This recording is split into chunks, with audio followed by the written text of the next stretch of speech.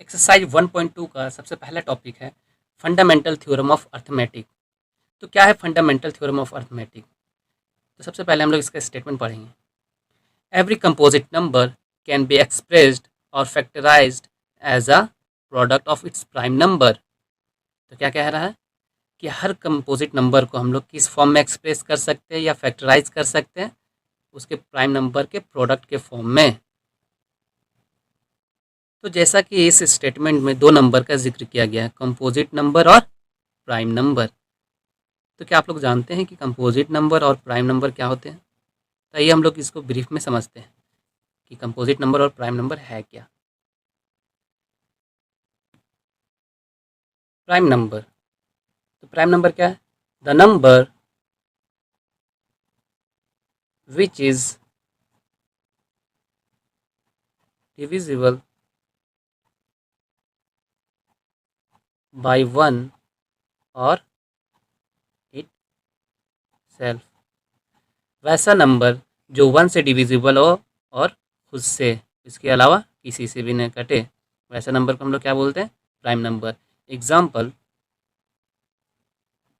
1, 2, 3, 5, 7, 11, 13 and so on. तो जैसा कि एग्जांपल में आप देख रहे होंगे कि 2 जो है सिर्फ 1 से कटता है और 2 1 जा 2, अब खुद से कटता है और 1 से कटता है। वो तो क्या है statement? The number which is divisible by 1 और इटसेल्फ। जो नंबर 1 से कटे और खुद से कटे उसको बोलते हैं प्राइम नंबर। यहाँ जितना भी नंबर है सारा प्राइम है। 5 1 से कटता है और खुद से कटता है, ठीक है। बाकी इन सारे नंबरों को छोड़ करके जितने भी नंबर है वो क्या है? Composite number. कंपोजिट नंबर किसे कहते हैं? The number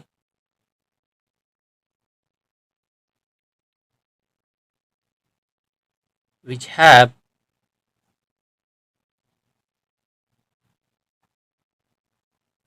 more than 2 factor, 2 factor. Composite number उसको बोलते हैं, वैसे नंबर को बोलते हैं जिसका फैक्टर कितना होना चाहिए? More than 2। जैसे हम लोग 4 ले लेते हैं, तो 4 का अगर हम लोग फैक्टर करेंगे तो 4 1 के टेबल में भी आता है, 2 के टेबल में भी आता है और 4 खुद के टेबल में भी आता है, ठीक है। 4 1 से भी कटता है, 2 से कटता है और 4 से कटता है। तो यहाँ कितना फैक्टर हो गया? 1 2 3 फैक्टर, मोर देन 2, उसको बोलते हैं कंपोजिट नंबर। 6 8 9, ये सारा क्या है? कंपोजिट नंबर है। प्राइम नंबर को छोड़ करके जितना भी नंबर है नेचुरल नंबर में, सारा क्या? कंपोजिट है। इसका फैक्टर निकालेंगे, 1 आ जाएगा, 2 आ जाएगा, 3 आ जाएगा और 6 आ जाएगा। इसका 1 से भी, 2 से भी, 4 से भी और 8 से भी, 1 से, 3 से और खुद 9 से। तो देख रहे सारा नंबर क्या है? मोर देन 2 फैक्टर्स है। तो ये हो गया कंपोजिट नंबर। एक बार फिर से समझते हैं फंडामेंटल थ्योरम ऑफ अर्थमेटिक क्या है। Every composite number can be expressed as a product of its prime number. जितना भी कंपोजिट नंबर आप देख रहे हैं इसको हम लोग किस फॉर्म में एक्सप्रेस कर सकते हैं? प्रोडक्ट ऑफ प्राइम नंबर के फॉर्म में। एग्जाम्पल पे ले लेते हैं, जैसे 240 है, ठीक है। तो इसका प्राइम फैक्टर निकालते हैं। तो प्राइम फैक्टर हम लोग कैसे निकालते हैं? सबसे छोटा वाला प्राइम नंबर लेंगे, 2 से कट जाएगा, 2 1 जा 2, 2 4 जा 2 2 जा 4, 0 बचेगा। फिर 2 से डिवाइड करेंगे तो 60 आएगा, फिर 2 से डिवाइड करेंगे तो 30 आएगा, फिर 2 से 15, फिर 3 से, अब 2 से तो कटेगा नहीं, तो 2 के बाद कौन सा प्राइम नंबर आता है? 3, तो 3 से लगा के देखेंगे, हाँ 3 से कट जाएगा, तो 15 3 टेबल में 5 बार में आता है। अब 3 से तो कटेगा नहीं, तो 3 के बाद जो प्राइम नंबर आता है वो 5 है, तो 5 1 जा 5। तो हम लोग इसको लिख सकते हैं, 240 को क्या लिख सकते हैं?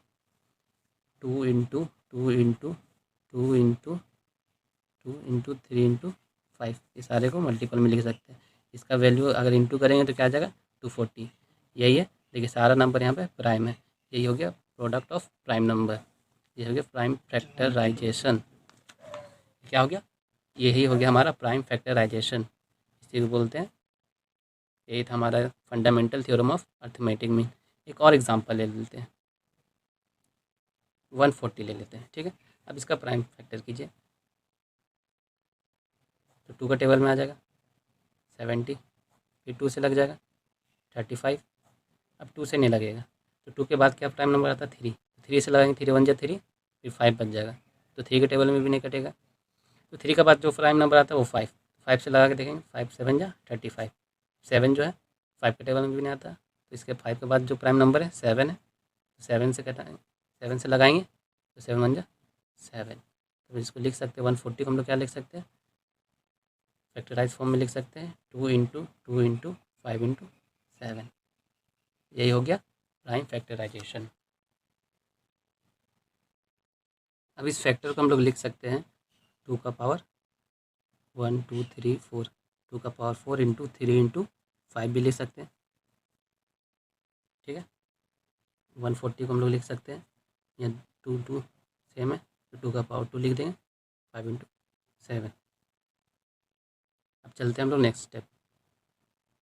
नेक्स्ट हम लोग देखेंगे any two positive integer A and B, अगर ए और बी कोई भी पॉजिटिव इंटीजर है, ए बी क्या है पॉजिटिव इंटीजर, तो कहता है कि अगर ए और बी को मल्टीप्लाई करेंगे और ए बी का एचसीएफ और एलसीएम को मल्टीप्लाई करेंगे तो क्या आ जाएगा, दोनों क्या आएगा बराबर आएगा। Product of HCF and LCM is equal to product of two positive integer. अगर उसी इंटीजर का एलसीएम और एचसीएफ निकाल करके वो दोनों को मल्टीप्लाई करेंगे और उन दोनों नंबर को मल्टीप्लाई करेंगे तो दोनों आपस में क्या होगा बराबर होगा। अब इस फॉर्मूला का यूज़ करके हम लोग क्या करेंगे, एक्सरसाइज 1.2 का क्वेश्चन सॉल्व करेंगे, ठीक है। क्लियर है ये वाला, any positive integer A and B, अगर कोई पॉजिटिव इंटीजर ए और बी रहे और उसका एचसीएफ और एलसीएम दिया रहे तो दोनों एचसीएफ और एलसीएम को मल्टीप्लाई करेंगे और इन दोनों को मल्टीप्लाई करेंगे तो दोनों क्या हो जाएगा इक्वल आ जाएगा। जैसे एक एग्जांपल ले लेते हैं, तो आइए हम लोग एक एग्जांपल देखते हैं। मान लेते हैं दो नंबर ले लेते हैं, 72 हो गया, तो एक कोई और नंबर चूज़ कर लेते हैं जैसे 120, ठीक है। तब इसका प्राइम फैक्टर करेंगे, 72 का प्राइम फैक्टर करेंगे तो क्या हो जाएगा 36, फिर 2 से करेंगे तो 18, फिर 2 से करेंगे 9, फिर 2 से नहीं लगेगा 3 से करेंगे, 3 3 9, 3 से करेंगे तो 1, तो 72 का क्या आ जाएगा 2 इंटू 2 इंटू 2 इंटू 3 इंटू 3, ठीक है। अब 120 का करते हैं, 2 से करेंगे 60, फिर 2 से करेंगे 30, फिर 2 से करेंगे 15, फिर 2 से नहीं करेगा 3 से लगेगा 5, फिर 5 से करेंगे तो 1, तो लिख लेते हैं 120 का क्या हो जाएगा 2 इंटू 2 इंटू 2 इंटू 3 इंटू 5, ये हो गया, फैक्टराइज कर लिया हमने। अब हम लोग इसमें से देखेंगे, क्या देखेंगे 120 कहाँ लिखते हैं, अब इसका फैक्टर इसका सामने लिखते हैं 2 इंटू 2 इंटू 2 इंटू 3 इंटू 5, ठीक है। तब इसमें से देखते हैं हम लोग कॉमन, 2 कॉमन है, ये भी 2 कॉमन है, ये भी 2 कॉमन है, यहाँ 3 कॉमन है, तो हाईएस्ट कॉमन कितना आ गया हमारा 2 into 2 into 2 into 3, highest common यही है, तो 2 2 ज़ा 4, 4 2 ज़ा 8, 8 3 ज़ा 24, highest common factor. Highest common factor कितना है 24। अब एलसीएम क्या होता है, एलसीएम लोएस्ट कॉमन मल्टीपल, तो लोएस्ट कॉमन मल्टीपल तो जितना भी कॉमन है उसको एक बार लिखेंगे, 2 इंटू 2 इंटू 2 इंटू 3, जो बच गया उसको एज यूजल लिख देंगे, यही हमारा एलसीएम। अब इसको मल्टीप्लाई कर दे, 2 2 ज़ा 4, 4 2 ज़ा 8, 8 3 ज़ा 24, 24 3 ज़ा 72, 72 5 ज़ा 360, ये क्या निकल गया एलसीएम, ये 24 क्या निकल गया एचसीएफ। तो जैसा कि क्वेश्चन में क्या था, अगर हम लोग एचसीएफ इंटू एलसीएम करते हैं तो क्या निकलेगा, product of A into B, तो ए कितना है 72, बी कितना है 120। तो जैसा है पुट कर देते हैं वैल्यू, तो एच सी एफ कितना है 24, तो एच सी एफ की जगह 24 लिखेंगे। एल सी एम कितना है 360 लिख लेते हैं। ए कितना हमारा 72 और बी कितना है 120। जब इसको मल्टीप्लाई करेंगे इससे और इसको मल्टीप्लाई करेंगे इससे, तो वैल्यू जो हमारा आएगा 8640, इधर भी 8640, दोनों का वैल्यू क्या आ गया, बराबर आ गया। इसका मतलब क्या है, ये जो फॉर्मूला है वो सही है। ठीक है, आज के क्लास में इतना ही। नेक्स्ट क्लास में हम लोग एक्सरसाइज 1.2 का क्वेश्चंस करेंगे। आई होप आप सबको समझ में आया होगा, सारे डाउट्स क्लियर हो चुके होंगे। अगर फिर भी कोई डाउट्स हो तो आप कमेंट सेक्शन में कमेंट करके पूछ सकते हैं। Thanks for watching pre matric classes. हमारे चैनल को लाइक करें, सब्सक्राइब करें और शेयर करें।